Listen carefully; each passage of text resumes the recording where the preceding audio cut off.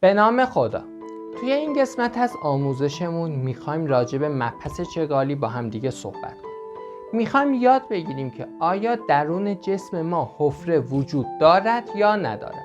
برای اینکه این قسمت رو خوب یاد بگیرین حتما تا آخر ویدیو با ما همراه باشین. خب در سوالاتی که راجع به حفره از ما سوال میپرسن ما باید به دو مفهوم حجم ظاهری و حجم واقعی خوب توجه کنیم. باید بدونیم که از کدوم داده های سوال باید حجم ظاهری رو به دست بیاریم و از کدوم داده های سوال حجم واقعی.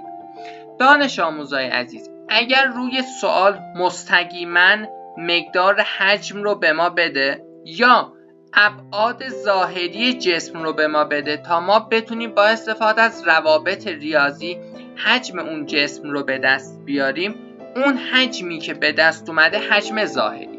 مثلا روی سوال بگه ما یه مکعبی داریم طول هر ضلعش 10 سانتی متره. ما از اینجا میتونیم بگیم که حجم مکعب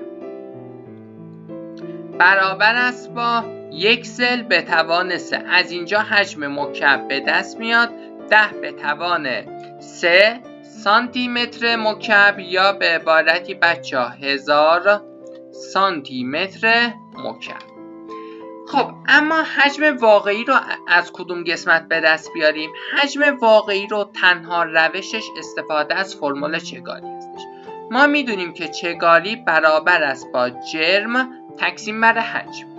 اگر از این قسمت بخوایم حجم رو به دست بیاریم، حجم برابر میشه با جرم تقسیم بر چگالی. حجمی که از این رابطه به دست اومد دانش آموزای عزیز برابر است با حجم واقعی. بعد اینکه ما حجم ظاهری رو به دست آوردیم و حجم واقعی رو هم به دست آوردیم، خب از کجا بدونیم که جسم ما حفره دارد یا ندارد؟ با مقایسه حجم ظاهری دانش آموزای عزیز و حجم واقعی با دو حالت روبرو میشیم. این که امکان داره حجم ظاهری برابر باشه با حجم واقعی. اگه این مورد برای ما اتفاق افتاد ما باید بدونیم که جسم ما حفره ندارد. و اگر که ما بیشتر با این مورد روبرو میشیم اینه که حجم ظاهری دانش آموزای عزیز بزرگتر میشه از حجم واقعی. وقتی این مورد اتفاق افتاد خب ما باید بدونیم که جسم ما حفره دارد. بعد اینکه به این قسمت رسیدیم و فهمیدیم که جسم ما حفره داره، خب از کجا باید حجم حفره رو به دست بیاریم؟ حجم حفره برابر میشه با حجم ظاهری منهای حجم واقعی. این کل درسنامه‌ای بود که ما باید راجع به حجم حفره یا چگالی که از ما حجم حفره رو میپرسن یا بدونیم. ولی الان این چیزایی که یاد گرفتیم رو میخوایم توی یه سوال با همدیگه بررسی کنیم.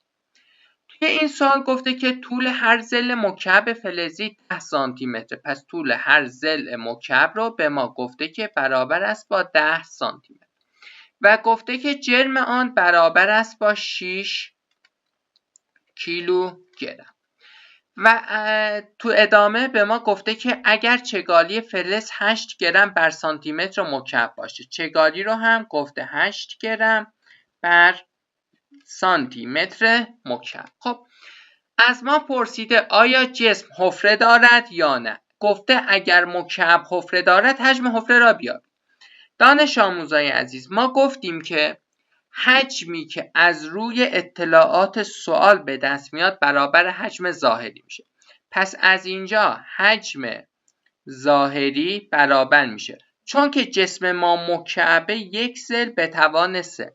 از اینجا حاصل میشه 10 به توان 3 و حجم ظاهری ما میشه 1000 سانتی متر مکعب. اما گفتیم که ما به یک حجم واقعی هم نیاز داریم. گفتیم حجم واقعی از کجا به دست میاد؟ از رابطه چگالی که اگه یه طرف این وسطین ساده کنیم حجم میشه m بر رو. خب دانش آموزای عزیز، چون که اینجا چگالی رو بر حسب گرم بر سانتی متر مکعب داده و ما اینجا حجم ظاهری رو هم بر حسب سانتی متر مکعب به دست آوردیم، بهتر این جرم رو بر حسب گرم بنویسیم، یعنی بنویسیم 6000 گرم. خب حالا وقتی میخوایم حجم واقعی رو به دست بیاریم، جرم میشه 6000 تقسیم بر 8. اگه این محاسبات رو انجام بدیم به عدد 750 سانتی متر مکعب میرسیم. اگه حجم ظاهری و حجم واقعی رو با هم دیگه مقایسه کنیم، میبینیم که حجم ظاهری بزرگتر از حجم واقعی.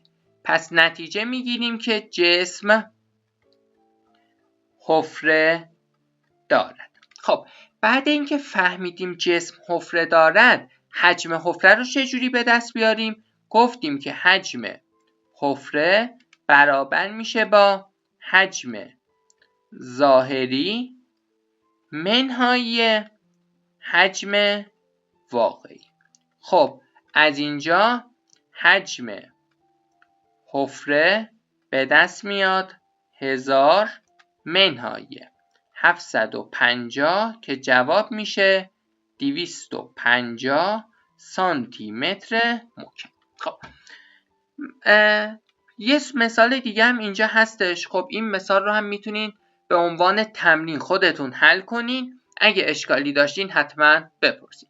حتما این ویدیو رو به دوستانتونم بفرستین تا اونا هم بتونن استفاده کنن. اگه اشکالی سوالی داشتین حتما بپرسین. امیدوارم که همیشه موفق و پیروز باشین. شما رو به خدای بزرگ میسپارم.